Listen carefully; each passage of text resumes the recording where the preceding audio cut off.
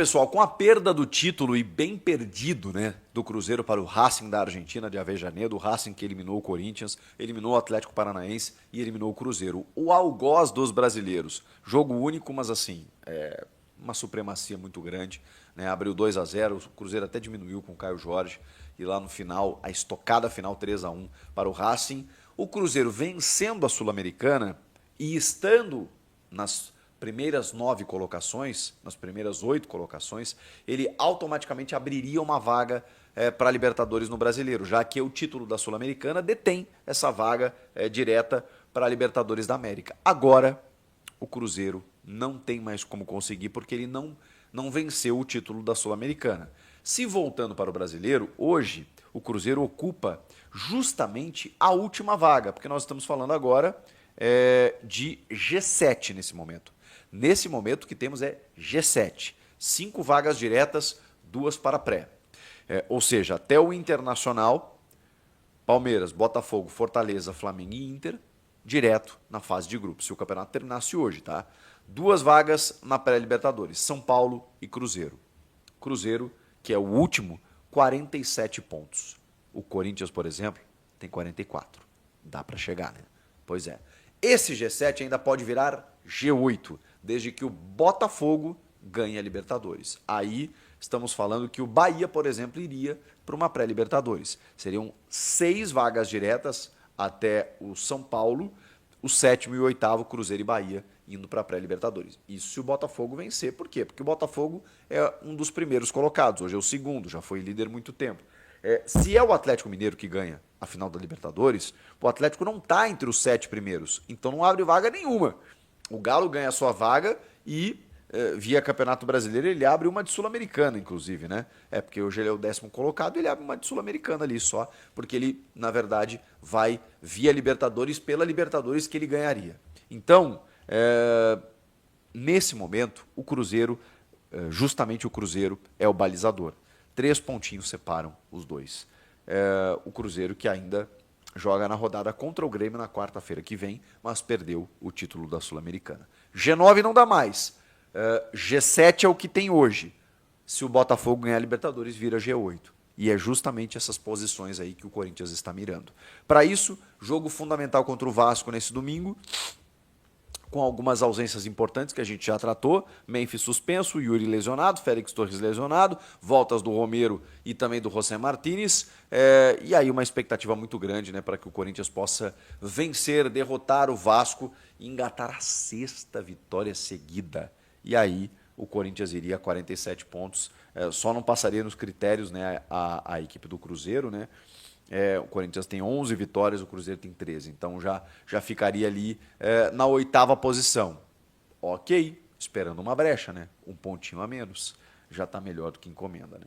Gente, o problema político que o Corinthians vive, ele culmina na quinta-feira com a votação para o impeachment ou não do presidente Augusto Melo. Uma sessão extraordinária anunciada, convocada pelo presidente do Conselho, Romeu Tuma Júnior, mesmo sem o fim do inquérito policial que avalia todas as questões envolvendo a ex-patrocinadora Master, né, com a questão do intermediário, se o Augusto sabia, se não sabia e tudo mais.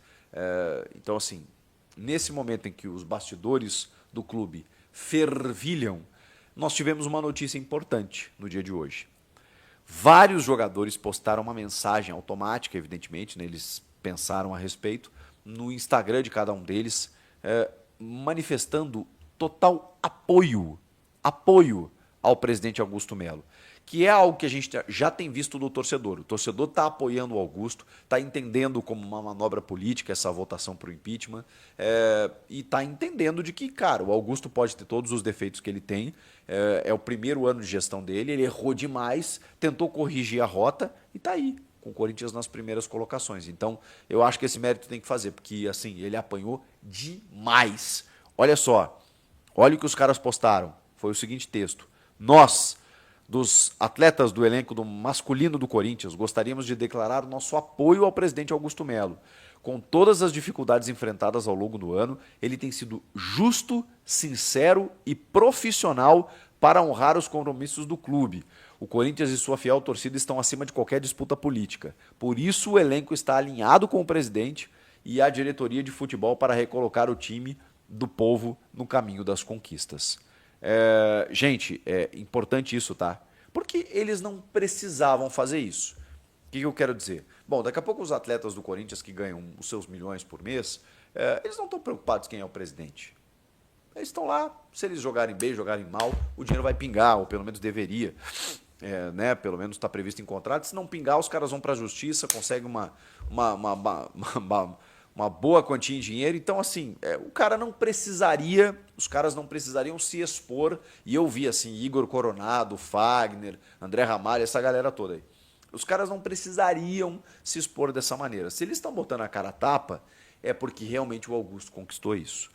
Eu já tive relatos, não agora, até não consegui contato de ontem para hoje, mas eu já tive relatos de jogadores que falaram exatamente isso. Cara, o Augusto ele pode até te dizer, vai atrasar. Ok, vai atrasar. Mas no dia que ele disser, dia tal eu consigo, ele paga. Às vezes até antes. Então, tudo que o Augusto promete, tudo que o Augusto olha no olho dos caras muitas vezes e diz, a situação é essa, estamos passando por isso, vamos resolver aqui. Normalmente acontece. Foi o que eu ouvi de relatos de dentro do vestiário. Então faz muito sentido com todas essas informações surgindo de que daqui a pouco, né, tem um apoio maciço, pesado dos jogadores do Corinthians em prol de Augusto Melo. Que chegou a citar, inclusive, numa carta aberta aos torcedores, justamente essa reconstrução que o Corinthians está fazendo nesse ano, com muitos problemas, muitos percalços, mas dentro de uma reconstrução. E cita até a questão da janela, o Memphis Depay, um jogador desse quilate, estando jogando aqui. Né? Então, assim, importante tranquilizar o Memphis nesse momento também, para que ele possa desenvolver apenas a sua atividade fim, que é jogar futebol. E isso vai ajudar o Corinthians nessa reta final, especialmente no ano que vem. Que ele não se contamine com isso, porque esse é o problema. Quando as coisas estão bem, vem um bastidor político fervilhando e pode prejudicar e botar tudo a perder. É tudo que o Corinthians não precisa nesse momento. Mas o Augusto tem o apoio dos atletas, se manifestou, entendendo, né, a necessidade, e isso eu acho que trata-se de uma grande notícia. Porque se, na votação, os conselheiros optarem pelo impeachment do presidente, ele ainda vai numa sessão extraordinária, numa Assembleia Geral, para a votação do sócio. E aí o sócio vai ter a possibilidade de confirmar. Não, o Augusto realmente tem que estar fora do Corinthians. Ou os caras vão entender que tudo isso trata-se de uma manobra política para derrubá-lo do poder e vão entender que, peraí, pela nossa democracia, por tudo que o clube prega, esse cara foi eleito não pelo povo, né, mas pelo associado. E ele está lá legitimamente, trabalhando depois do seu primeiro ano, que é uma reconstrução. Então, vamos seguir com ele. O associado pode salvar o Augusto Melo em data ainda não definida. Dia 28, agora quinta-feira, é a reunião do Conselho. E como ele tem poucas pessoas no Conselho, eu imagino que os caras vão votar digamos, né, pelo impeachment, pela destituição do cargo. Só que aí depois ele tem maneiras de regressar. Enfim, o Augusto tem o apoio dos atletas. E acho que boa parte da torcida também, não sei, você pode comentar aqui, me confirmar ou corrigir. O que vocês acham de tudo isso? Comentem aqui. Corinthians fecha a preparação para enfrentar o Vasco pelo Brasileirão. O jogo vai ocorrer na tarde deste sábado, às 16 horas. O jogo contra o Vasco é válido pela 35ª rodada do Brasileirão. O Corinthians tem alguns desfalques pontuais e importantes, tá, pessoal? E isso vai fazer a nossa escalação ter algumas mudanças, tá? Com tudo agora ajeitado, provavelmente o Corinthians entra num esquema 4-3-1-2, que é o famoso 4 na linha de fundo, com o losango no meio e 2 atacantes, tá?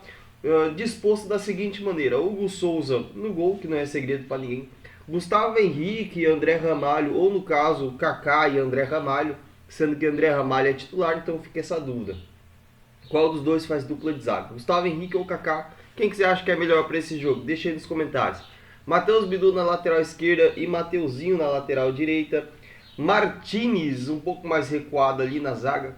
André Carrilho, Breno Bidou um pouco mais avançado. Rodrigo Garro fazendo aí a última linha ali, né? O cara que vai passar a bola para Romero e Thales Magno. Esse daí será o nosso provável time de hoje. E aí, o que vocês acharam, hein, pessoal? O que vocês acharam desse time? Vocês acham que a gente consegue bater o Vasco com esse time?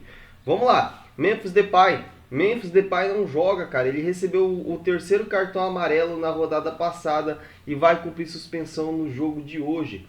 O Yuri Alberto está lesionado. Félix Torres também está lesionado. O Maicon não é segredo para ninguém. Rian, Hector Hernandes e Diego Palacios estão todos baixados, tá? Fagner ficou fora do jogo contra o Cruzeiro por causa de uma infecção. Provavelmente, talvez, não jogue. Giovani, Matheus Araújo e Caetano seguem afastados, já que eles não vão renovar o contrato. Eles não vão mais jogar e é essa a história aí.